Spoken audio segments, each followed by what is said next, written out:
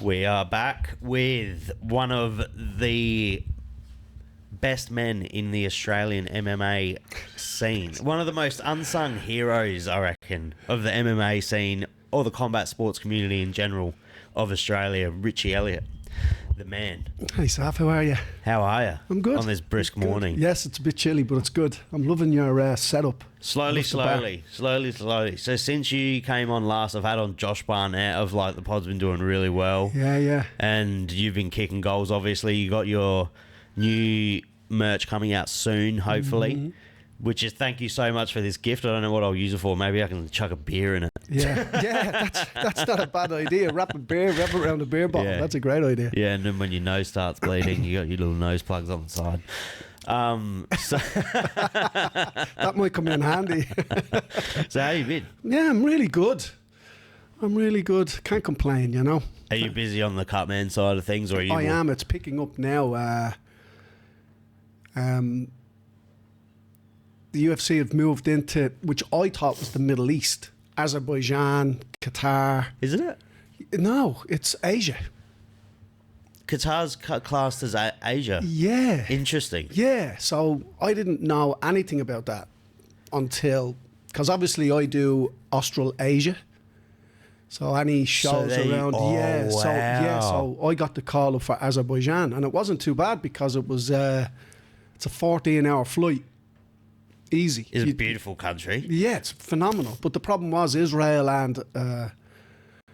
Israel and Iran were going at it, so we had to fly in through Turkey. So a 14-hour trip became a 36-hour trip. Bloody hell, that was such a good card as well. Yeah. Oh, well, I don't know, man. Like, it's for me, I think it's work. I think it ended up being the longest card in the history of the UFC. Really? Every fight bar one went the distance. And I think 2 or 3 fights had injuries in them where the fighters took 5 minutes. Yeah. So the whole thing went all the way through. So it was a long night. Yeah. And so you'll be doing the Qatar cards as well now? I'll do the Qatar card, in November. Great cut. Is that that's not DDP and DDP and comes up. No, it's a fight night, I think. They're doing that in UAE, which I'm so excited for.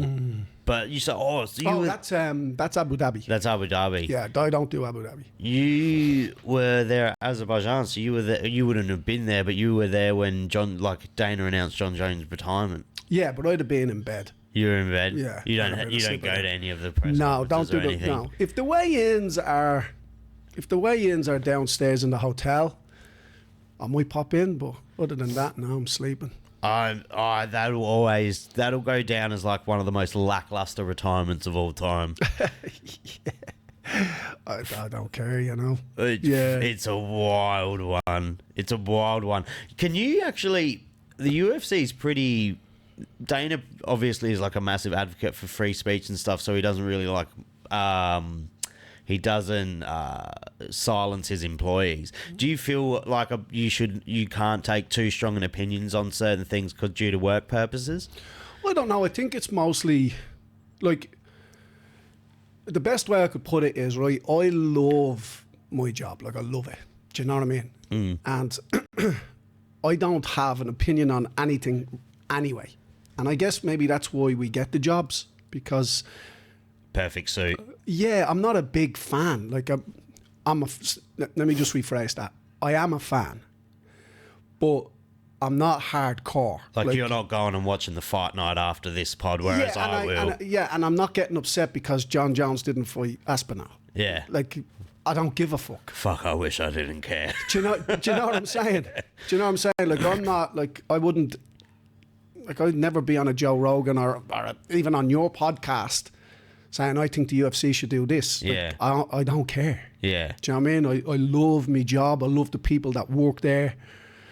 Yeah, but I wouldn't. And even so, like, even if I was working for a building company and my boss had political leanings or whatever, I wouldn't sit in the smoko shed talking shit about me boss because he likes one political party over another. Like, I don't give a shit. There's a heaps, like, people don't understand there are people that are very, like, middle ground on every topic. On like, everything. Like, yeah. I genuinely don't care. If it affects me or me kids, then I'm interested. But other than that, I don't care. You know, I genuinely don't. Now, I do watch stuff on YouTube and all of that, you know, to see who's saying what and who's doing what. But I'm really, really not interested. Did you, like, if you could, if you had to stop one, would you stop your Cutman work or would you stop training people? I'm getting to the age now where I'm looking at the end of the road of training people. It's just the impact on your body and stuff, or and I'm tired. Yeah. You know, I've been doing it a very, very, very long time.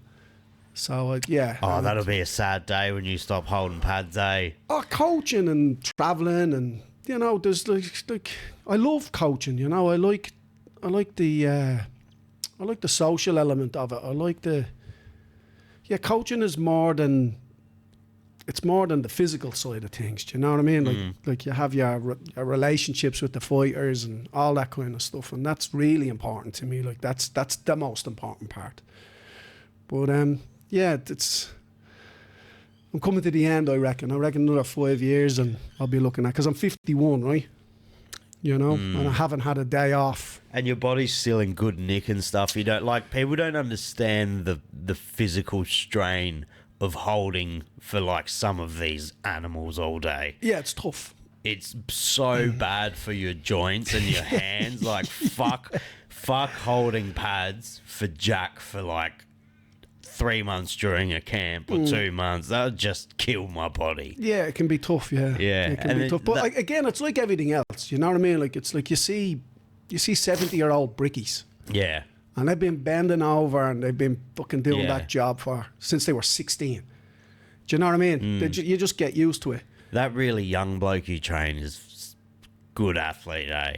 Which one, Charlie? I think so. He looks really young. Are you thinking of Archie? Archie. Yeah. Oh, man, his hands for his age is wild. Yeah, he was just over in Italy. He won the World Championships, the Youth World Championships in Italy. Does he boxing? Muay Thai? Yeah, Muay Thai. Yeah, the WBC had a big event over in Italy.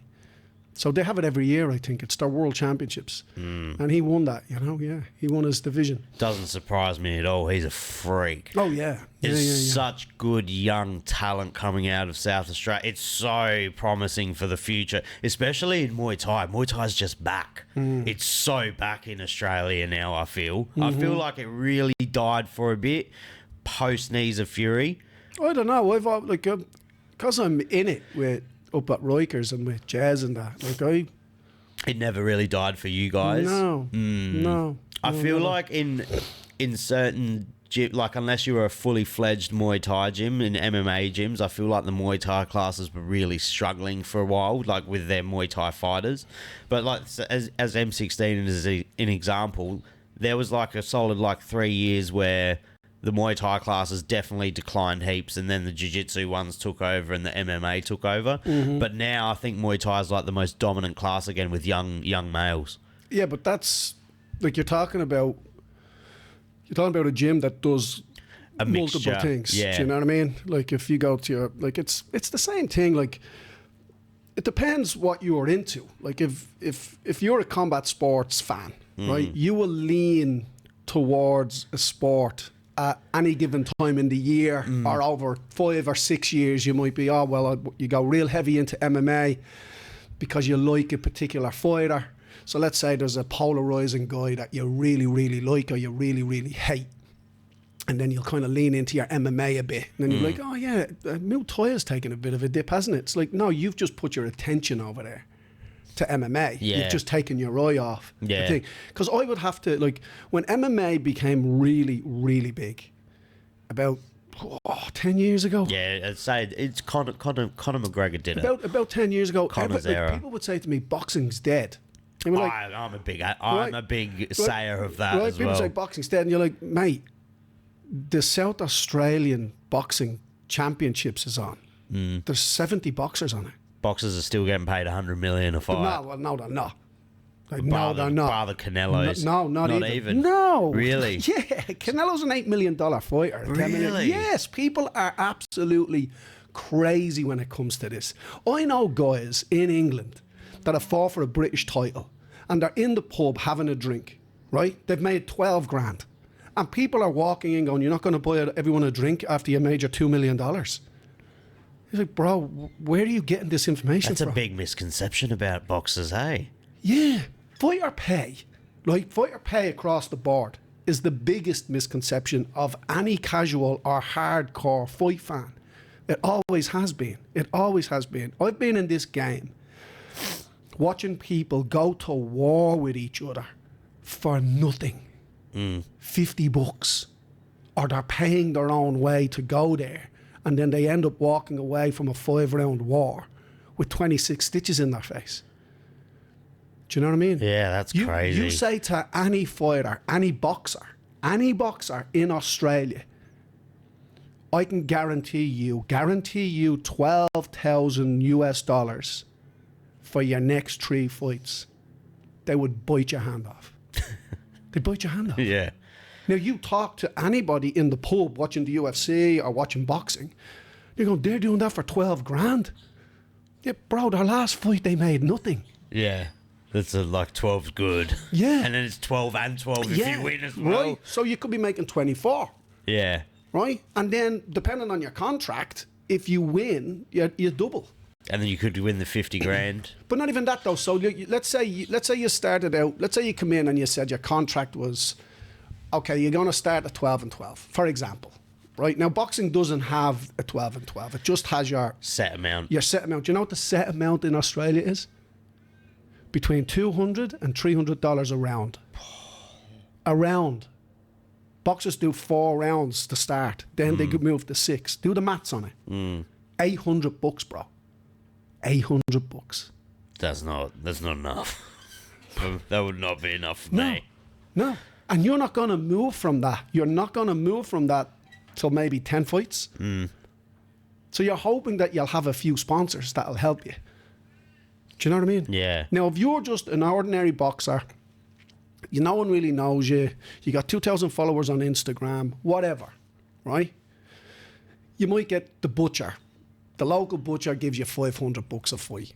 The local builder who's into fights might give you $1,000 a fight. So let's say you get 10 sponsors. You might make 9 grand, 10 grand per fight from your sponsorship. But you're only getting $800 from the promoter. You're only getting $800 to fight. Now, let's say you get to a big promotion like the UFC, right? And they promise you 12 and 12 on your first fight. So that's probably your biggest payday in your life, right? Then they say, if you win this fight, we'll move you to 24 and 24. If you win that one, we'll move you to 48 and 48. But we're going to cap you at 80 grand. Just for an example. 5-fight deal, capped at 80. Right? So you go in and you win. You're making big money. Like big money. So for your last 3 fights, if you've won them all, you've made nearly 200 grand. But here's the kicker. Now, I'm just talking out of school here. Like, I'm not a fight manager. I'm not anything. I'm just a coach that's been in the game a long time. Yeah. So, you've won 3 fights in the UFC. You've made 100 grand, let's say. You made $100,000 in the year. But now, because you're in the UFC, Bob the Butcher isn't giving you $500. You're getting big companies. Yeah. Like Dermot Jim might come along and say, how much does it cost to sponsor you? And you say it's 10 grand. And what do we get for our 10 grand? Well, I'll give you a shout out on Instagram and I'll wear your t-shirt or something. So now you have 20 sponsors at 10 grand a pop. Yeah, that's where you're making the money. And that's where you're making your money. But only because you're in a big organisation. If you go to PFL or you go to One, the next question people are saying, are you in the UFC? Yeah. And you're like, no, I'm in One. They're like, what's that? Yeah. It's kind of like the UFC. Oh, Yeah. okay. Bob the Butcher's still sponsoring you. I was going to say, have you done any work with One? No. Not at all. No. That fucking. That I doubt there'll be I don't know. I doubt there'll be a promotion within the next 5 years. But there you go, right? So, when was the last time you had the argument where you were talking about the? I don't want to come across as this kind of like UFC fanboy or a mouthpiece for the UFC. I don't want to come across like that, right? Don't get me wrong. I love the company. I love working for them, right? But when was the last, like maybe last week, you might have said, "Oh, the UFC's taking a bit of a dump, taking a bit of a dive. It's it's too expensive." It feels stale at the moment, a little bit. And then in the next breath, in the very next breath, you'll go, "Jesus, one FC's nearly they'll be over." Yeah. Do you know what I'm saying? It's such a contradiction. Oh yeah, you know what I mean. Like, it's stale for like the fans because I'm just salty that my favorite fighters are starting to retire. I'm being a salty old man. Bro, wait until your favorite fighters are starting to die. Oh man, that's what age you're at. Yeah. That would be a whole different feeling. That's the age I am at, where they're starting to pass away. That's sad, isn't it? Yeah, and it is, and like it's funny. Like when they pass away, you go back onto YouTube and you watch the old fights and all that kind of stuff, and but I'm just saying, like it's the fight game, and you will never ever convince somebody who has that, like they're like a dog with a bone. They're like, oh no, the fighter paid this and the fighter paid that. I can tell you right now, fighters have fought, right? And you've gone to the pub to watch this fight, boxing fights, and you've watched one guy make $8 million or $12 million, and his opponent made 500,000. Yeah. Right? And there's fighters on that undercard that didn't get paid at all. Yeah, that's a big thing that people don't understand about boxing, because I actually knew that. Yeah. Like, you might see these Mayweathers making X amount of dollars on their fights, but you don't know. But that's the thing. Like Mayweather makes 120 million fighting McGregor, for example, right? Or whatever the rumored amount is, right? So rule of thumb, half the amount someone says they make. So if you're in the pub and some guy goes, "Yeah, I work in the mines and I make 200,000," it's 100,000. It's 100 grand, right? So Mayweather's like, "I made him 200 million," right? You made 100 million, but that's an obscene amount of money. Still good, right? Yeah, it's the only time he's ever made it. Yeah. Do you know what I mean? And that 100 million can go very far. That can last you a whole lifetime. But it's rare. Like it's so rare. But then the guys on the undercards, they're getting literally like $500. Like those cards, they're getting all of the money from them. There's people working that show for free. Yeah. So the guys doing the walkouts, like the doing the walkouts, the people on the ring, like some Cutmen, like they're not getting paid. They're not getting paid. It's crazy. Yeah, they're not getting paid, bro. It's so crazy. Yeah, like it's like boxing it's a filthy sport. It's a hard sport to love. It's a hard sport for diehards to defend. Yeah. Now you look at the UFC, right? You take any promotion under that, and I'm talking your local MMA show, all the way up to PFL or whatever. PFL are a good show. Yeah, I think PFL. I hope they stick around. PFL are a good show. I hope they figure out their logistics with their money issues, and I hope that they can fight fighters again, because I think the UFC needs some form of, like, just not competition, because nothing will compete, but the UFC does need some sort of competitor to keep MMA, so keep options open for other fighters. The UFC, the model has, if I didn't work for the UFC, I'd be talking like this anyway. But the UFC has this model where the goal of every fighter is to get into it. Every single one. Right. It's the NFL. It's the NBA. It's not even the Premiership, because it's the EPL or whatever whatever it is. It's the right? World Cup. 100%. You know what I mean? Like, I play American football. Where do you play? Oh, I played for a professional team in Italy. Wow, that's amazing. Were you in the NFL? Do you know what I mean? Like 60% of people in this world don't call MMA. They call it UFC. Yeah, in Ireland we don't call vacuum cleaners vacuums. We call them Hoovers. Yeah, like Hoover's a brand. we do the same. Someone said this, that Aussies do the same thing, and I was like, no, we don't. And then she was like, say, what do you think of this? What do you think of this? And I was just saying brand names. Yeah, brand names. Like, we don't say cling wrap, we say glad wrap. Yeah. Like, it's just shit like that. Yeah, 100%. Yeah. And Do you do that as well? Yeah. All the time. Yeah, all the time. That's you just, so funny. Yeah, the biggest brand. But that's isn't that the goal? Yeah. Like, isn't that the goal? That's hilarious. Like, you say, I have a podcast, and people say, what, like Joe Rogan? Yeah, like Joe Rogan. Yeah. And it's almost like cringe to say Joe Rogan, but Joe Rogan is like... He cops it at the moment. He's got everybody copping into podcasting, you know what I mean? He's fucking copping.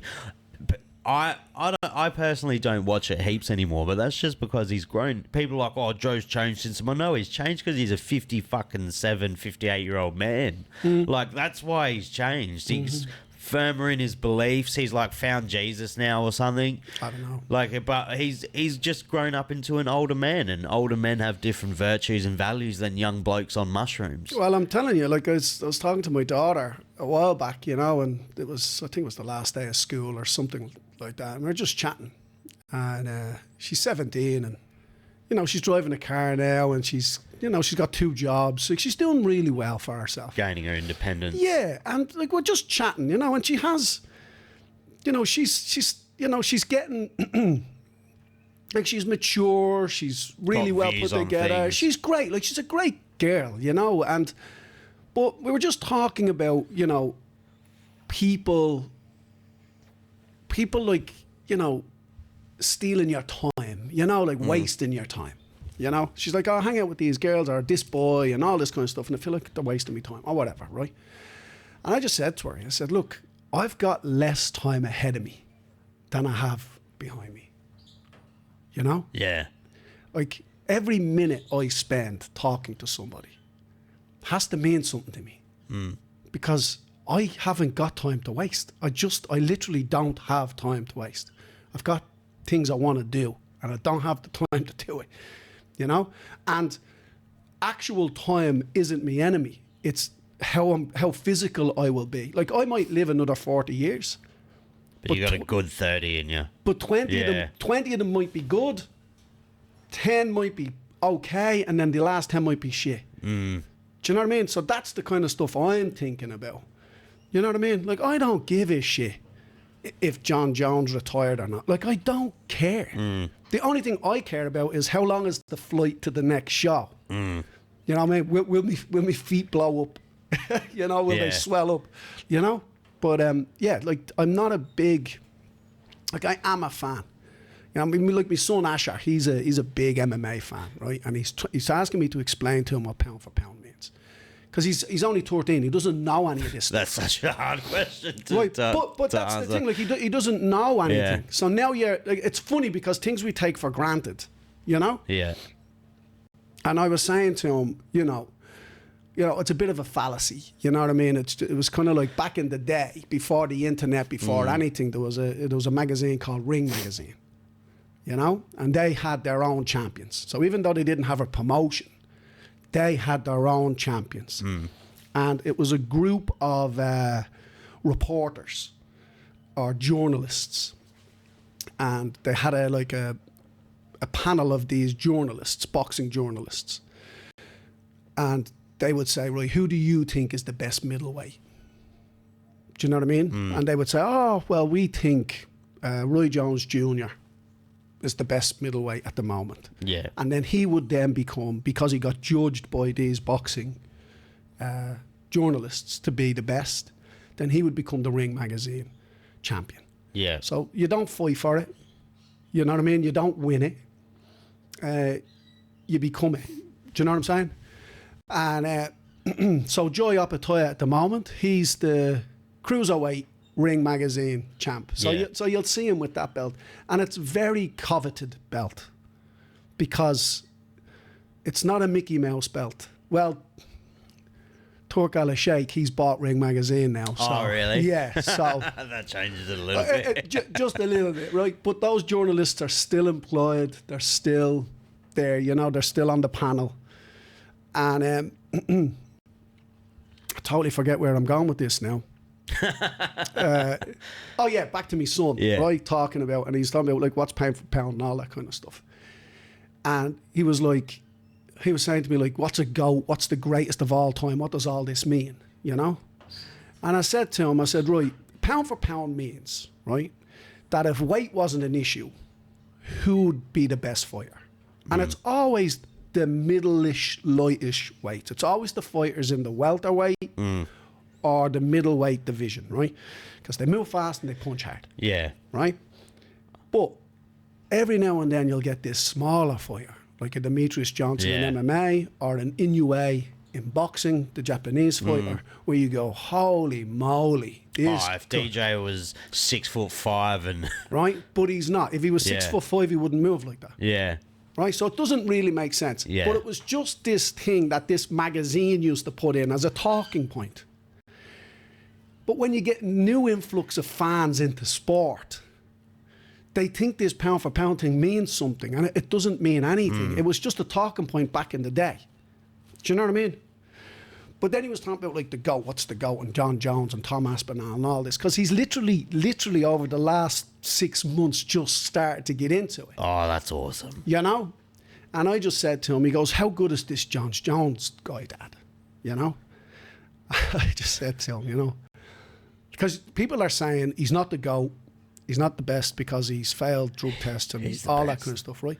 And I just said to my son Asher, I said, if an alien spaceship came down, right, and this alien stepped out and said, humans, give us your number one fighter because we only respect hand-to-hand combat. And depending on how your human fights our guy, we'll bomb your planet or not. I'm sending John Jones 10 times out of 10. Right? 10 out of 10. I want him on all the steroids. Right? Yeah. That's exactly what you're doing. Yeah. Like, that's exactly what you're doing. John Jones is the fucking baddest man on the planet. And that's what I'm saying to my son. I'm saying, so that makes him the GOAT, right? And I said, but now here's the thing, because he's 13, right? Everything's GOAT. Everything's GOAT. They use the word GOAT. It's a buzzword now. It's a buzzword, you know? Whereas there was only ever one GOAT. Yeah, it's lost its weight. Yeah, Pele was the GOAT. Yeah. Maradona then became the GOAT. Muhammad Ali was the GOAT. That's it, you know? But now like, how do you not call Ray Leonard the GOAT? So now you have the GOAT in middleweight. It's a generational thing. 100%, yeah. You know? But anyway, I'm just talking shit, to be honest. You know what I mean? It's going to be... I'm so excited for your son to dive. It's such a fun rabbit hole to enter because he's got so much media of, like, old fights to go through now, and you can relive those moments with him. That'd be such a fun time for a father and a son. Like, you can just show him all of these, have you seen McGregor Aldo #1, and have you seen this, and have you seen that? Yeah, well, the thing is, like, so he was watching MMA for a bit, and then he found basketball, and he loves basketball, the NBA, because he has a library of anything. Yeah. Like, he's going back watching all NBA matches as well. And because he does jiu-jitsu and he does MMA, it's different for me anyway, when I did it, like, I wasn't a fan of boxing until I actually stopped doing it. Do you know what I mean? Like, when you're in it, I don't know. Like, but he doesn't seem to be that way, you know? He seems to be invested in them. Yeah, I think so. Are you worried that he might want to fight one day, or is that something you would welcome? I don't think about it. You don't think about it? No. Again, back to that thing as I was saying to you, like, I'm very particular with me time. Yeah. You know what I mean? Like, if one day he says, Dad, I want to do it, then we'll do it. But until then, I don't worry. I don't think about it. How many years were you in, like, the military? All up. Sorry, I threw a curveball at you this then. I was thinking about it because last time I don't know if you don't want to go into it, we don't have to go into it much. Yeah, we can a little bit, but, if you want. Because I don't even know if many people know that you were in the military. Yeah. Yeah, I was in it for a bit, yeah. Yeah. Was that like a pretty important part of your life? It was an influential part of my life. Yeah. Yeah. It was it was definitely an influential part of my life. I did 2 stints. I was in the Irish Reserves as a young man, and then I was in the real army. Yeah. You know. Yeah. And do you attribute it to like a lot of how you are now? No. No? No, I don't think so. No. I don't think so. No. I left a lot of therapy Yeah. A lot of therapy. But yeah, that's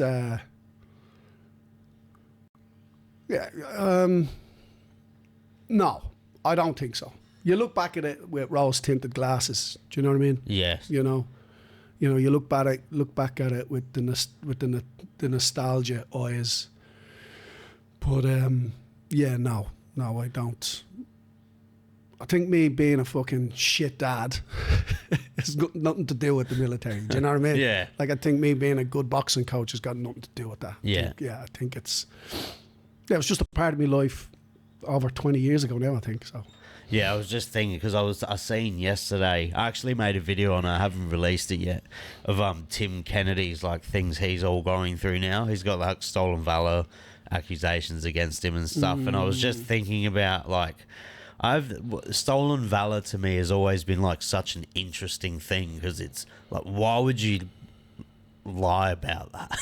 It's like a really peculiar thing to want to lie about, because it's so fucking traumatic for people that have actually done it. Yeah, and I don't know. It's just, I don't know, man. I don't know. Like, it's, people do it all the time. Like, again, as I said, you know, you talk to someone from the mines, they tell you they're on 200,000 and they're not. They're on 120.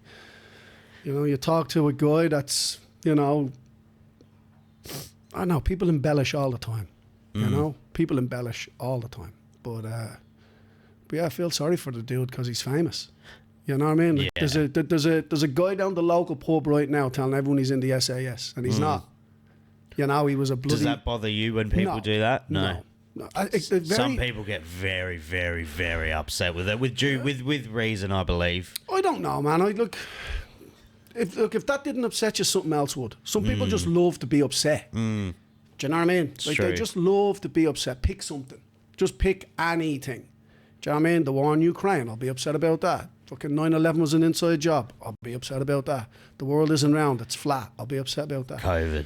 Do you know what I mean? Yeah. Like it's funny, you know, like, people are upset that the world is flat, right? And to me, I'm just kind of like, okay, let's say it was flat. Who gives a fuck? Like, do you know what I mean? Like, I still have to take my son to jiu-jitsu tomorrow. Like, I still have to. For me, it changes nothing. For me, it changes nothing. And you found jiu-jitsu now as well, eh? Oh yeah, I do a little bit of that. Yeah. Are you still going? Yeah. You going regularly? Oh well, what's regular? About once a week, twice a week. Does your body handle it pretty good? No. I was gonna say it's a rough age to start. Yeah. So I rolled on Wednesday. And I'm still sore now talking to you. And I'm dreading Monday. Do you wish you found it earlier? No. I'm happy. I'm happy now. Yeah, because it's good to have something new, right? Yeah. Do you know what I mean? And you don't want to start boxing at 50, yeah, I guess. I don't think so. Yeah, but we get guys at the gym that come in their 50s and they love it, you know? But, yeah, no, stuff like that doesn't bother me. Like, it doesn't bother me. If you were to say to me, Richie, I'm this and I'm that, and I'd be like, yeah, that's awesome. Like, that's awesome. And I'd know you were lying to me. And I would just nod my head and I'd, yeah. And then I'd just pick an exit and I'd leave. Yeah. Like, I wouldn't have a go at you about it. I wouldn't talk about you behind your back about it. That's you. Like, I don't care. You know what I mean? What I do care about is, you know, if people, if you tried to stop a friend of mine from advancing, do you know what I mean, in their career or something like that. So let's say you are actively trying to, like, get in the way, like, don't put him on your show or don't talk, do you know what I'm saying? Then I'd have an issue with that. Yeah. You know what I mean? But other than that, like, your beliefs, what you tell the truth about, what you lie about, oh, man, I don't give a shit. You know what I mean? Like, I don't care. Genuinely. So these here are going to be some of your merch that you're going to release, or some of your products that you're going to release? Products that I'm releasing, yeah. These here, these are for cuts, yeah? Yes. And these are the nose plugs? Yes. And then you'd have your Vaseline and your... Do you still use the bruise? Like, do people still use that bruise? Like the end swell. The end swell? Yeah. I've got those too. Yeah. Yeah. So I've got... And those are cold. Those are ice cold? They're ice cold, yes. So what you would do is... So it's a bit of a tricky one, you know? Like, fighters are very, very sensitive between rounds. Like, you know, like they want to know, did I win that round? Right? And believe it or not, if you start working on a fighter's face, right? They're like, what? Well, what are you working on my face for? You'd be the most annoying person in the corner. Not you, but but the cut man would be the worst part of the corner if they're not efficient at their job. Right? Not even that. Like, it's like the fighter's like, why are you putting the end swell on me? Yeah. Like, have I got a black eye? Yeah. Why do I have a black eye? Did I lose the round? How bad did it look? Did he hit me really hard? Like, that's what's like flickering through the fighter's mind. So you have to make a decision, right? Is that swelling on his eye Worth putting the thing on? Now, most of the time the answer is yes, right? It's worth it. Put the end swell on. But I see guys putting end swells on healthy faces. Do you know what I mean? and it's ruining their mental state. Well, it may not be. It may But not it be. might. Yes. So you just have to be very wary around and not getting in the way either. Like, you know what I mean? Like, not getting in the way. That would be so important if a cut man's fumbling around and the coach is like, fucking, what are Yeah. you doing? Yeah. It just puts a bad energy in the corner. Yeah. And it's funny, like we were just talking about imposter syndrome earlier on, right? And it's funny, like I work with this team of guys, and they are the best cutmen in the world. They're the best, and they're the best hand wrappers in the world. And I'm walking around, and then like I'm like, holy shit! Like these guys are amazing, like amazing. Like this is great. I can learn so much here. And then we go into the cuts room and all that, and you look up on the wall, and there's the list, and my name is next to like 4 or 5 fighters, and I'm like, oh, I'm doing this job too. Yeah.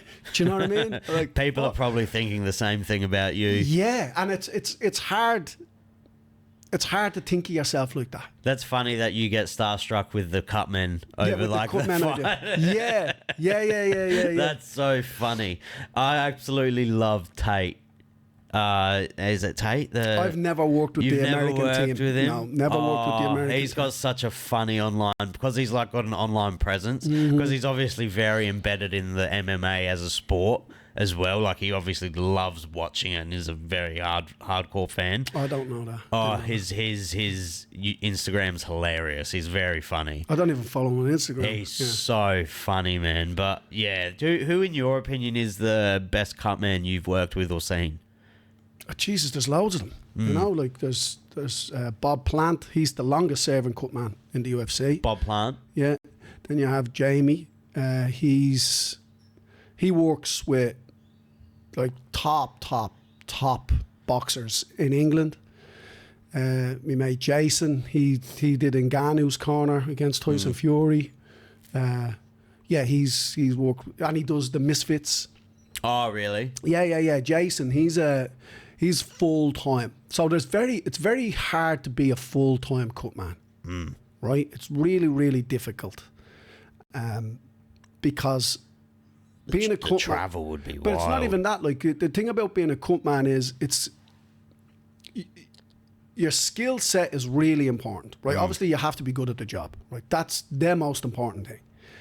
But you can be really, really good at the job, but no one knows who you are. You know, and because it's so niche, it's very hard to get into, right?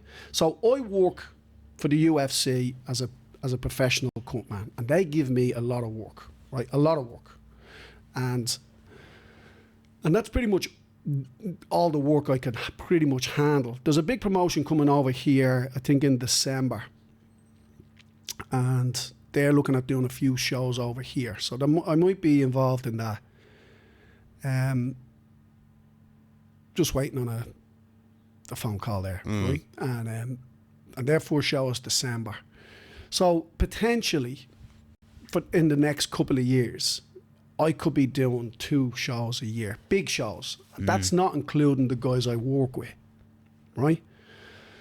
And that's not even boxing. I was going to say, are you going to get on the TKO boxing? That's not even. Well, so the thing is, I don't know if that's something I'd be interested in, because the great thing about MMA organizations is that you work for the organization. Is that not what TKO is going to be doing? Like forming some form of organization? No, in boxing you work for the fighter. Okay. You work for the fighter. Yeah. In MMA, you work for the show. Understood. Yeah. Because there's a rule in MMA. They don't enforce the rule here in Australia, but internationally they absolutely do. That coaches cannot put Vaseline on their fighters under any circumstances. Because it might be tampered or... Right? So you go in now, you go to your local show, the corner is working the cuts. Pumping adrenaline into him. So the corner's working the cuts. And that's not, like in the universal MMA rules, it's not allowed. Do you know what I mean? Yeah. But promoters in Australia will not employ cut teams. They just don't do it. Now, right. Yeah. Now you go to Europe. America, Asia, Korea. They all run cut teams.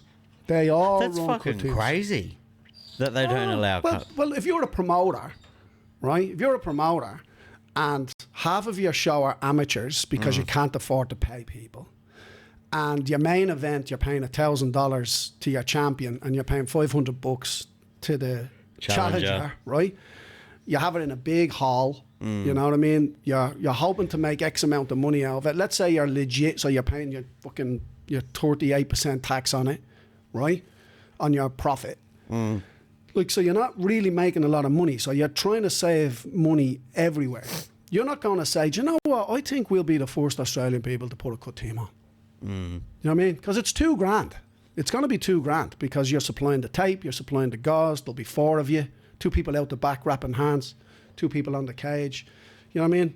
You're going to want to give them at least $500 each. Do you know what I mean? And then you have the materials on top of that. So, yeah, a promoter's not, if he doesn't have to, he's not going to start doing it. Do you know what I mean? So a lot of the cutmen in MMA in Australia that work Australian shows, like I wouldn't work an Australian show, I just wouldn't do it. Do you know what I mean? Because I wouldn't be getting paid for it. But I have worked Australian shows because a fighter has asked me. A fighter said, hey, look, would you work my corner? And I'd say, yeah, no problem. So I'd wrap his hands. And it's through the coach. Like, obviously, I wouldn't just rock up and the coach is like, who the fuck are you? What are you doing here? You know? But in saying that, the North v South show, do you know the amateur show? Yeah. And they have a couple of pro fights, I think, on the end. Is it Element? Element does it, yeah. Matt runs it. Matt Fev. And he's put on cut teams for his last 3 shows. Yeah. So I've run them for him. So supply the materials. And that's where, believe it or not, that's where I got the idea for this business. Like I was never wanting to get into, you know, being a cut man business, you know? But when I got into it, I couldn't find the end swell that I wanted. So I was like, okay, I'll get one made. So I made one. Like I went to a machine shop and a guy made me this end swell and we designed it and it was, you know, and it worked out great. And then one day I was working a show on the UFC and one of the cutmen goes, what's that? Like, where the fuck did you get that? I said, oh, I got it made. And I'm like, holy shit, this is amazing, you know? I was like, oh, that's the thing. And then, like, even the wristbands, like they're really well made. Yeah, but some of them, like like you see this thing here, like this. How thing. there's a gap there. Yeah, normally that gap is too small. Okay. So your cotton buds are touching your skin. Yeah. So I made it thicker. You know. So it's more practical. It's not touching your skin or getting contaminated. So I made that, and then I got one of them made.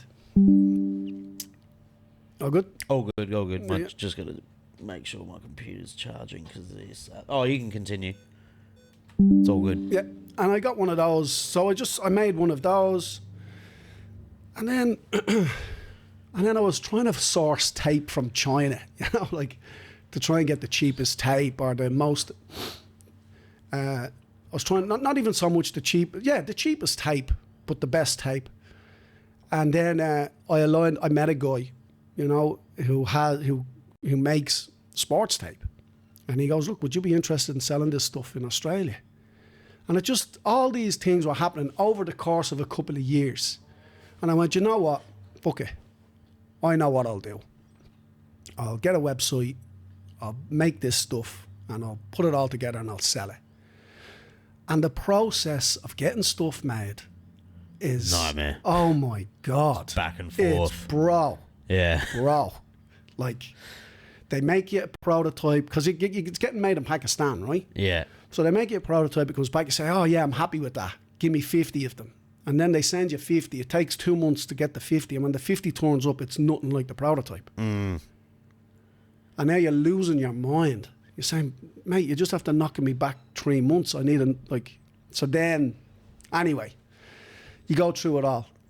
So I'm hoping to have, I don't know, 50 of everything on my website. Can you go into what products you'll be doing? Yeah. So I'll be selling.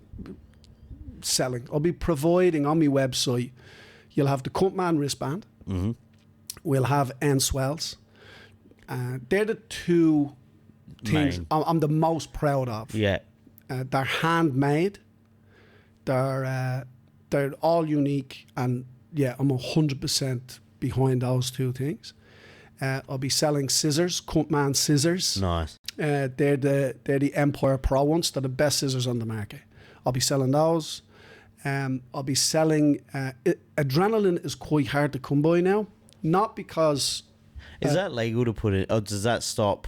That's not like a beneficial thing. It's for stopping blood. Yeah. Okay. I always thought it was like a little tactic to perk up your fighter or something. No, you'd have to inject it into. Okay. If you were to do that. Yeah. Okay, that makes heaps of sense then. Yeah. So so this swab would go into your bottle. So you'd stick it in and you'd soak it. And then what would happen is you would apply that to the cut. Yeah. So what you have two types of things, right? You have a coagulant, right? So a coagulant is what helps the blood. It coagulates and balls up so it doesn't stream out. Correct, and it helps it form a seal. Right? Yeah. That's the scab. That's a coagulant. They're slow working. They don't work really quickly. Yeah. Adrenaline is what you call a vasoconstrictor.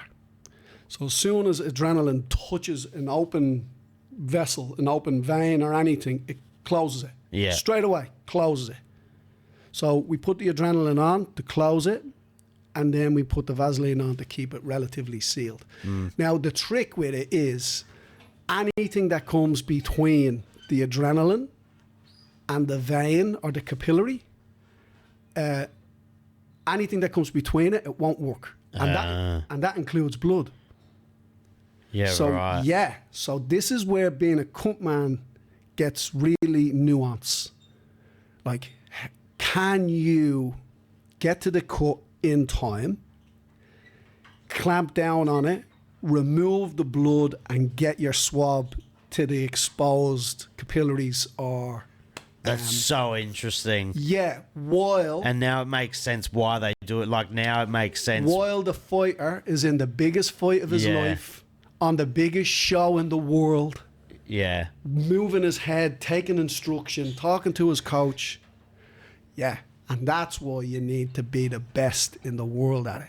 Is fixing cuts or mass bruises and contusions and shit, is that a lot harder to deal with than what's harder, a bruise or a cut? Depends. You might get an easy cut and a really hard bruise. Yeah. Or you might get a hard bruise and a real easy cut. Because when you're using the end swell, you're literally pushing around the bruise, aren't you? No, that's old. That's a misconception, or is that? Yeah, it's from the old way where they would try and push it up away from the thing. But all you're doing is you're taking bad skin and putting it into good skin. So it'll start bruising here. Yeah. So we just put direct pressure onto the bruise, ice cold, and you just want to try and... It can be a little bit uncomfortable, because you want to... Is it metal?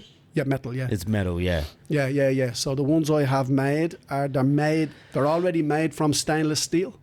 So it's made from stainless steel. Then I take it down to Lonsdale to a steel company, and they nickel plate it.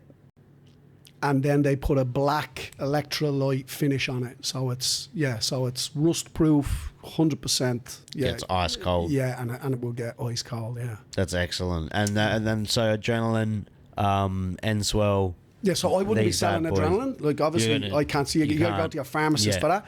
But it's very hard to get. But there's a product on the market called Quick Aid, and that's also extremely hard to get. It's an English-made product. You don't need any form. It's a natural thing. It's made from seaweed or something like that. Yeah. And that comes in a square.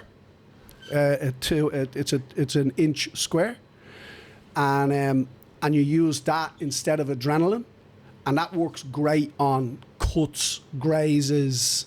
Shallow cuts, grazes. Yeah. Stuff. Places it's hard to get your cotton bud to. Do you know what I mean? So, and I'm selling that on my website. So there'll be that. What else? Tape.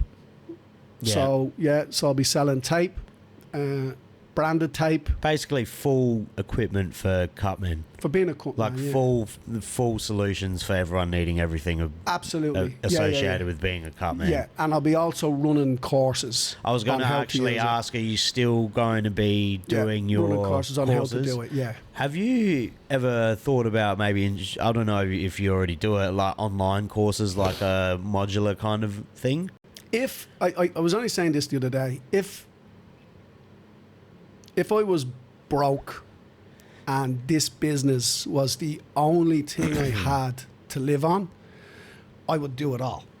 I would do it all. I would have a podcast. I'd have a YouTube channel. I'd have online content to sell. I'd have my website would be already up and running. I'd be selling you stuff right now if my livelihood depended on it. Do you know what I'm saying? Yeah. But I'm in a position, like, what did they say? Comfort is the enemy of the grind. Yeah. Is that what they say? Yeah, it's hard. What is it? It's harder to wake up at 5 a.m. Yeah. in silk sheets. Yeah, like I don't. Yeah.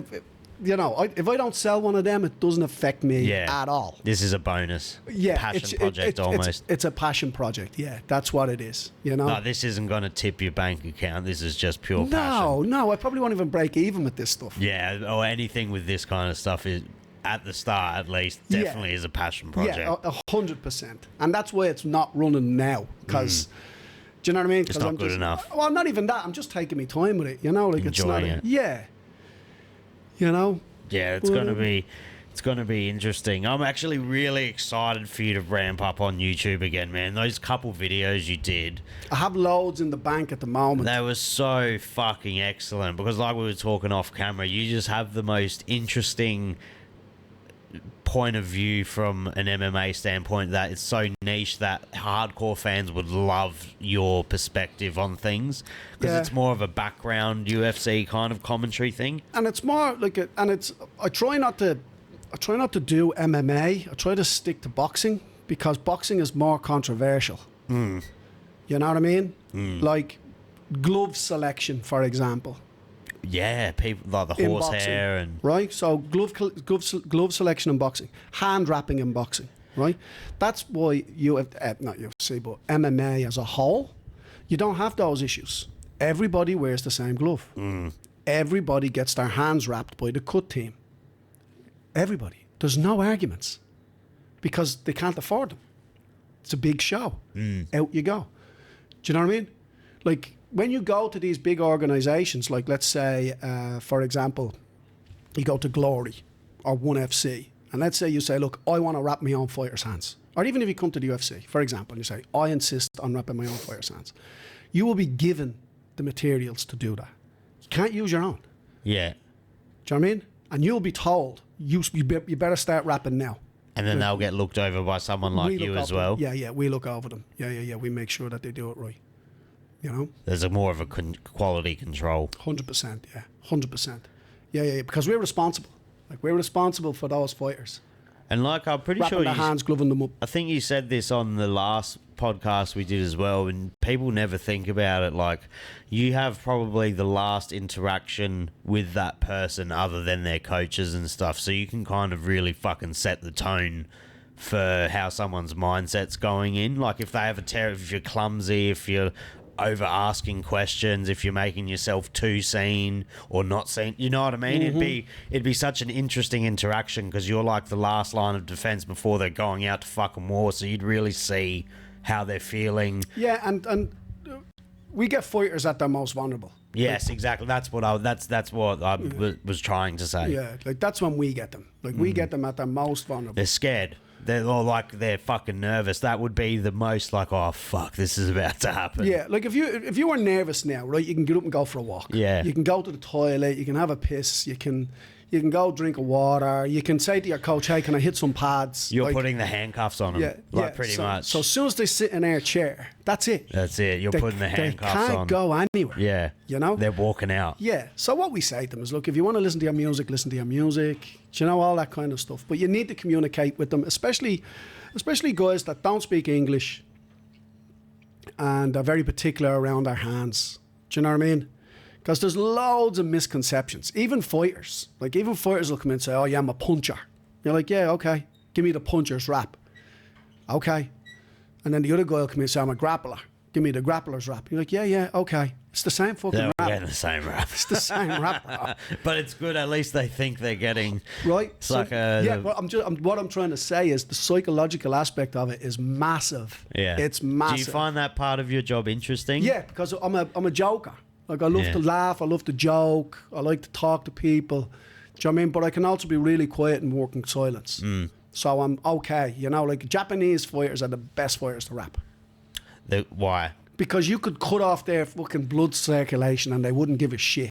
Do you know what I mean? They're really... Wonder why that would be. Do you know what I mean? They're just really stoic. Now, obviously, you wouldn't do that. Japanese people... Japan as a country is a very stoic country. Don't complain. Now you get people who are like, "What are you doing? Don't do that. I don't like this. I don't like that." You know, some people have never had their hands wrapped. Never have their hands wrapped. Really? Yeah. And then you get fighters that'll say, like, you shouldn't wear your wraps in training and all that kind of stuff. And there's an element of truth to that. Like, there's a lot of boxers now who've been wrapping their hands for so long that their hands are a little bit weak. Do you know what I mean?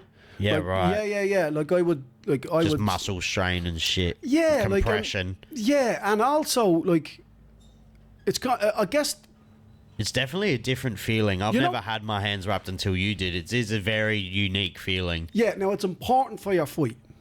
It's really important for your fight because you're going to be punching full tilt. Full tilt. You're going to try and break your hand as hard as you can. Yeah. Now having your hands wrapped isn't a guarantee that you're not going to break your hand. It's more wrist protection, isn't it? Well, no. It's the only thing that truly protects you is your punching technique. And if you've got bad punching technique, it doesn't matter how well your hand's wrapped. Do you know what I mean? So the wrap really only protects your hand from injuries that would have happened if it wasn't wrapped. Do you know what I'm saying? Like it's not really... It keeps you in the fight longer. Absolutely keeps you in the fight longer. But like it's kind of like barefoot running. You know when people say you should walk around in your bare feet? You walk differently in your bare feet than you do in your shoes, right? And there's benefits to walking in your bare feet, right? Now, you don't want to run out and start running in your bare feet because you'll injure yourself. But it's the same with punching. You know what I mean? If you're punching bare-fisted, you will not punch as hard as you can. If you're punching a bag bare-fisted, you'll be really concentrating hard on your technique. Do you know what I'm saying? But if you talk to boxers, like if you talk to guys who've been boxing a long time, they'll tell you like hand injuries, like the equivalent of shin splints, but in your hands. Yeah. You know, you have to go through all of that when you're a fighter. You have to go through all of it, you know? So the hands take a lot of punishment, even when they're wrapped. So when you go into a fight, like a fight, you want to be taping your hands up nice and tight. And then when that wrap goes into the glove, it fills the entire glove. You have to force the glove onto you. There's no room between your wrap and the glove. So it's one piece. It's one piece. But yours is still fucking perfect. I don't know. I can't remember. There, it's there. It's still perfect. It's immaculate. Yeah. That's bloody crazy. When you did it, I was like, that's fucking so impressive. It's like a cast. Yeah. Well, that's basically what it's like. Is that the same as the bare knuckle? Like, is a bare knuckle wrap different? Exactly the same as that, only nothing on the knuckle. Only nothing on the knuckle, but same wrist to Same like wrist. hit Yeah, and yeah, just yeah. cuts off there. Have Yeah, you yeah, done yeah. any bare knuckle? No. Bro, that's such a fucking interesting sport. I tell you, you'd be a busy man working that show. Those Cutmen should be paid overtime because that is like, it's almost too brutal for me to watch. It's crazy. I just am worried about their hands. I'm like, It's your crazy. hands are fucked after Yeah, this. man. Yeah. You're gonna be such a feeble old man or woman after this. They were meant to have one in Perth last month. Yeah, But, BKFC. But I don't know why they fucking decided to do it in Perth because Perth is like notoriously got a really, really tough commission. They should have done it in Queensland, I wasn't the commission that. wasn't it? The commission didn't give them their license, but that was political. Oh, Yeah, I thought yeah. it was due to commission issues. No, that is not the combat commission saying you're too brutal. The combat commission would have invited them over. So it was a political reasons. Well, absolutely 100%. Interesting. Yeah. And I'm kind of liking Conor McGregor's new fucking era in BKFC. I know. You're a proud Irishman. I feel sorry for the guy, you know. Oh, he's bloody going through it, but BKFC is it's exploding like pretty big. It's bigger than I thought it would be. I thought it was more of a spectacle, but it's actually forming into its own kind of sport now. Yeah, and look, you have to remember, right? We're in the fight game, right? Like to me, boxing, MMA, kickboxing, like it's all I know. Like it's all encompassing, right? I don't follow soccer. I don't follow football. No I ball don't follow. sports. I don't Yeah. follow anything. It's the only thing I follow. Like if you go onto my YouTube, it's just full of it, right? And so to me, it's everything. So I lose sight of the fact that it's a minority sport. Yeah. I lose sight of Yeah. that. Same, Do you know what I mean? Same here. I always Yeah. think MMA. I'm I like, always what? think Yeah, it's what? way bigger than it is. And it's not. Tell niche sport. 100%. Like no one knows who John Jones is outside of MMA. Canelo. Yeah, like who the fuck he could walk through Adelaide Absolutely. Airport pretty freely. Absolutely. You just Yeah. walk across like that. Yeah. You know?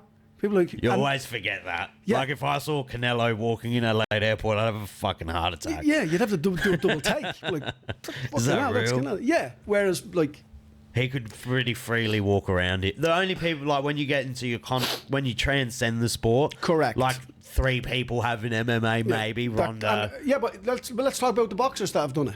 Like let's talk about the boxers. maybe Tyson Fury and Mike Tyson. Yeah. Mike Tyson. Anthony Joshua, like the heavyweights, maybe. Yeah, heavyweight's the premier division. Like Yeah. Lomachenko could fucking walk through I can- Rundle Mall and no I one can would know guarantee you, him. Terence Crawford had a great time when he was here. Yeah, he could have relaxed. Yeah.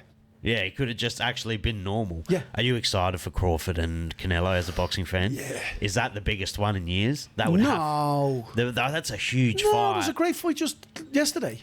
Oh, really? Yeah. I find myself as a real casual boxing fan. Yeah. So the only fight With a I'd massive be interested, opinion. Yeah, with a huge opinion Yeah. on it. Yeah. Boxing's dead.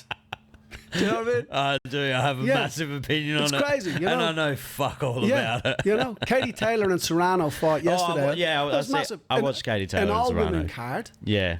sold out arena, like, yeah, There's a massive fight as well on Netflix too. it was on Netflix. So if everyone wants to go watch, I like that Netflix is getting into combat sports now. You They know. see the power in it. And Yeah, and then they'll realise how difficult it is to deal with these people, and they'll be out in a year. yeah, Do you know what I mean?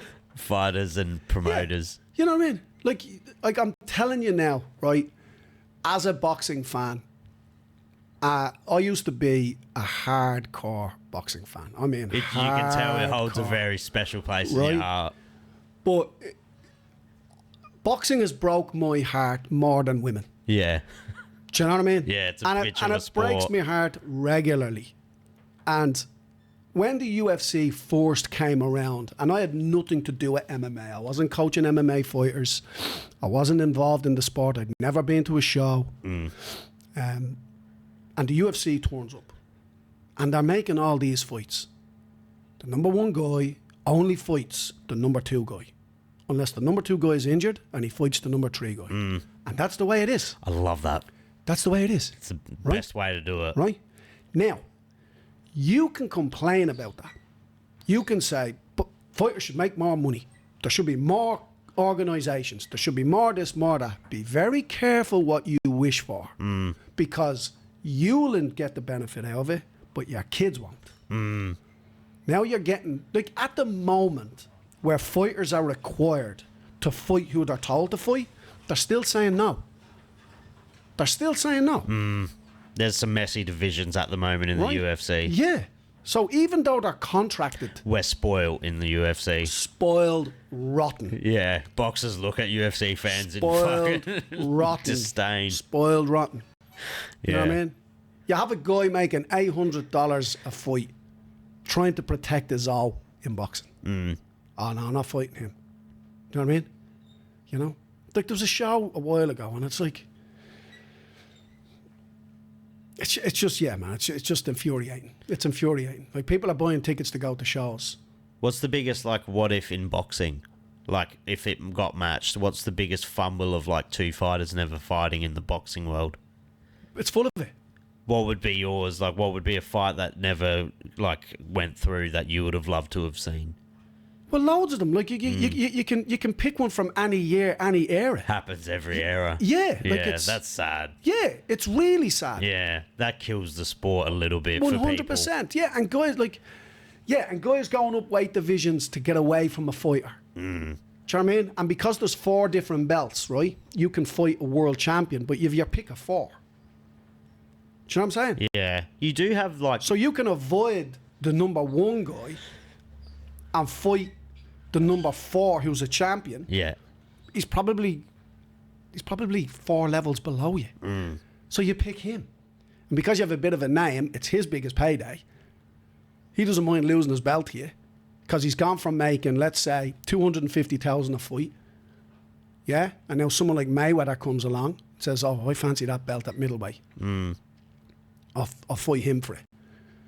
And he goes, well, okay, how much am I going to make? You're going to make $750,000 fighting me. He's like, 750. Make it $1 million and I'll do it. Okay?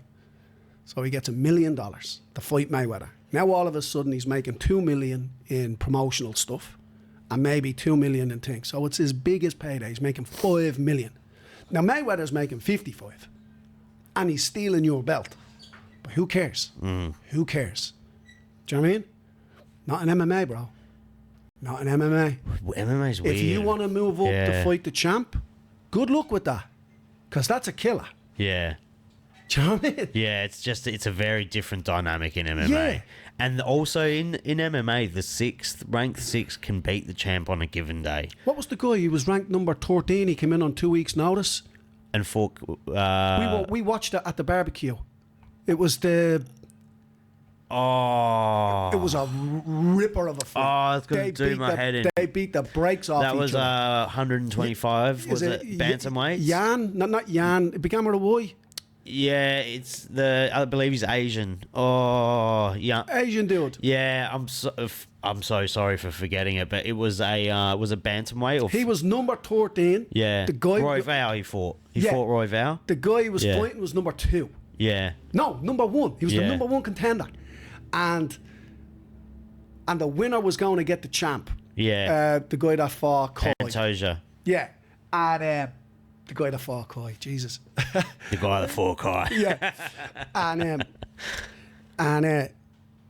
And he was I think he was a 3-week Yeah. replacement. So that it was on like 2 weeks' notice, and he 13th. Yeah. Rank number 13 comes in and the winner's getting the champ But that can happen in MMA. because everybody is good. Like Ally Quinner gave Khabib a good fight. Because everyone's good. Yeah. Because there's no padded records. Yeah. There's no padded records. And the O doesn't mean anything. Doesn't mean it doesn't shit. mean as much. It's starting to. I don't think so. I feel like it's starting to be more like Kamzat's zero's nice to look at. Elia Taporia. But for who? Yeah, it's not as prevalent as in boxing. The O's not as coveted in MMA, You know I what don't mean? feel. You know, but it's, you know, but look, man, I don't know. It's a weird one. I just think MMA has the best system. I just think it has their best system. And even on the smaller shows. Like even on the smaller shows, you go to DFC, right? You go to DFC, and it's a predominantly amateur show, right? But boy, God, the matchmaking's great. The last card was an absolute banger. The matchmaking is great. Do you know what I mean? And Craig is I think Craig's the matchmaker. I believe Craig matchmaking. Bro, Bro, you go to what's the other one? The Scottish guy runs it. Eternal. The matchmaking on that's awesome, bro. Did you ever go to an Eternal show? I've been to one. Bro, that Miles was on, and it was fantastic. They do an amazing job. Eternal's the best promotion Australia has. You know, really good. It's really good. That's like worldwide. That's our version of Cage Warriors. Mm-hmm. Like it's on Cage Warriors level. I feel now. But I will take you to a top boxing promotion. Top boxing promotion. We'll go together. Me and you will go, and we'll sit there and we'll watch the undercard, and you'll be like, "How did these people get on this?" The card? skill disparities crazy, eh? Yeah. There's a girl, like ex-Olympian, coming out to fight a 4-rounder. She has a 4-person team. She has her own Cutman. She has everything. And you look in the other corner, and it's a girl from Cambodia in a pair of fucking trainers. With her dad. With her dad. Do you know what I mean? It's fucking baffling, isn't it? Yeah, and she gets mollywopped all over the place. Yeah. You know what I mean? It's fucking wild. I don't understand it. Bro. Wild. There's a lot of like cans getting absolutely fed to these elite athletes. But again, that's the culture. Oh, yeah, they're in the learning process. You have to do this, you have to do that. And you're like, kickboxing's not like that. Do you know Matty Stevens, right, has never fought a guy with a record smaller than his? Matty would fight an ape if he could. He's an animal. But I'm just saying, kickboxing doesn't have that culture. Well, you get kickboxers... Muay Thai, kickboxing. They just look at the number of fights you've had, not even the wins and losses. But it's the match. Yeah. It's the match. Do you know what I mean? Like, you go to Nisa Fury, you go to a Pride, whatever. Like, you're getting good fights. Now, there's a massive difference between an amateur fight and a pro fight. And you can see the difference. Right? You can see it. You know, the amateurs will come out. It's less scrappy. Not even that. They're more intense. Yeah. That's not to say you can't get really good amateur fights and really shit pro fights. I'm just talking about in the grand scheme of things. Do you know what I mean? But it's hard to put on an all-pro show, I guess, because the money's just not there. Do you know what I mean? Like we talk about things being niche and all that kind of stuff. Imagine being a promoter trying to sell tickets to a niche sport. And promoters don't make promoters aren't. A lot of them aren't pocketing the money and doing dirties. They literally don't make profit. Like a lot of promoters don't make money on their shows. Yeah, and I'm like a lot of promoters get in. Like a lot of promoters get into promotion because they're coaches that can't get fights for their fighters, and they go, "Do you know what? I'll put a fucking show on." That's fucking so true. Do you know what I mean? That's actually very true. Yeah. Like you never. It sounds outlandish, but a lot of people do form promotions out of fucking like, oh, we need to find this dude to fight. Yeah. The fight game is crazy, bro. It's crazy, and it's hard. Like, you know, an accountant that does jiu-jitsu, right? And he comes in and he's watching the UFC, right? And he's watching this guy getting grounded and pounded on the ground, professional athlete, right? And then when the fight's over, everyone's having a drink, and then someone goes, "Do you know he only got $12,000 for that?" And Bob, the accountant's going to be like, "What? What are you talking about?" "Yeah, he only got 12 grand for that because he lost, and he would have having to pay his coach, he would have having to pay this, he would have to pay that, and he probably only made 3 grand." That accountant dude would be like, "What? That's disgusting." Yeah, fuck that. Yeah. Do you know what I'm saying? Yeah. That's ridiculous. They are so underpaid. Bro, you are right. They are underpaid. But next week, I'm going to take you to the local Muay Thai show down the road. They're going to fight twice in a night for $50. And there's an 8-man on. Yeah. And he's like, okay. And then you want to watch a guy fight 3 times. And he's going to get 16 stitches in his face, and he's not going to be able to walk out. And you're going to ask him, how much did you get for that? "Oh, I did this for free." Yeah, welcome to the fight game. Yeah, fuck that. Welcome to the fight game. Fuck doing an 8-man for free. Bro. So many people do as well. Amateur shows, bro. Yeah. Yeah. Oh, that's. But do you work in Muay Thai besides with Matty? Like, do you do Cutman or strictly corner, Matty? No, just corner. Yeah. And you bring in a Cutman. Yeah, and it's not like obviously it's Jez, it's Rikers. Yeah. Do you know what I mean? Yeah. So it's not just Matty. Like obviously there's other fighters there too. I'd absolutely love to watch Matty fight in Adelaide before he retires. I hope he does. Yeah. It's I hope tough he though. does. Like it's really hard tough. for him to get fights, man. It's so hard for him to get fights. He's overqualified almost at the moment. Yeah, you need it. So he's fighting for a WBC Aussie title. And if he wins that, it'll be good. Because when he won his ISCA title, right, you have to defend it. So I think once he won his ISCA title, I think he might have got 4 fights out of that, where people have to fight you. Do you know what I mean? Yeah, because you were the champion. Yeah, and people want that belt. And I think he got 1 fight in Australia, and we got a 4-man in China. Right? Yeah, there was a 4-man in China. This Right. was like 2 years ago. Yeah, and that was on the back of that belt. So with this belt, hopefully this WBC Australian title, you know, if he manages to win it, which we're quite confident we can, then that'll get him fights. Yeah.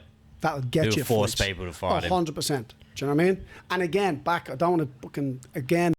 the MMA and fighting for a promotion.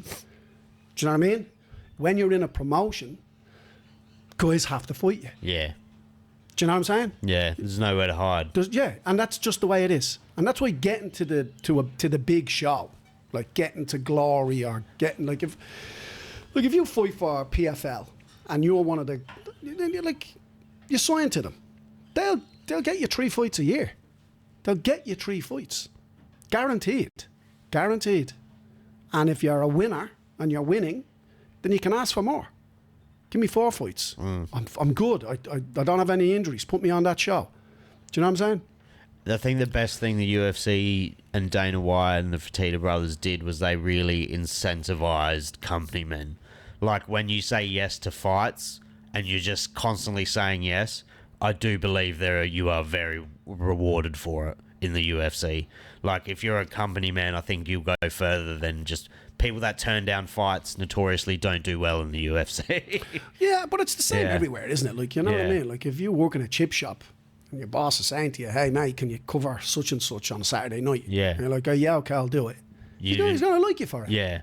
Do you know what It's I just mean? being a company man, Do you know what I mean? being company proud. Yeah, and if you're saying to your boss, you know what I mean? Like you're giving your boss notice. Yeah. You know, hey boss, I'm going away on holidays, or I won't be in next Monday, or whatever. You're not just calling in sick all the time or whatever. You'd be well liked. Do you know what I mean? It's the fight game isn't any different to any other thing. Do you know what I mean? Just do what you said you want to do. Fight. You know, and put on a show. Well, Richie, I won't keep you too long, but before we leave, do you have is your personal Instagram your only Instagram for updates on your merchandise? It's not my personal Instagram. I've just kind of made it personal. Yeah, you know? That's what I've done with mine as well. Like it I've should just be blended them together. Yeah, I'm saying to myself, holy shit, I'm going to now start putting loads of fucking products up on this thing, and people are going to be like, what's Richie doing selling me stuff? And I'm like, no, this is my original idea. But is it It's Complete Fighter Care? Yeah, Complete Fighter Care on Instagram if you want to keep updates on what Richie's doing. He is a very good follow because he, like I said before, if you haven't been on his page, he has such a unique insight into the UFC and combat sports community because he is a Cutman. It's a thing that not many people have. You're like the unsung heroes. You're like a thankless kind of job. Like no one really, because you're just so out of the way all the time. If you're good at your job, like you never really notice you too much and how The only much time you you ever do. get noticed is if you're not good at your job. Exactly. It's like You know what I it's a mean? very thankless job. Yeah. So if you want to go, if you're inclined to go on Complete Fighter Care's Instagram, he will be posting products. And if it's a career choice or you are seriously considering, he obviously has options for people to get training in that kind of environment. And yeah, keep up to date with Richie. He's a legend. Good stuff. Thank you so much, man. Thanks for having me. Thank you.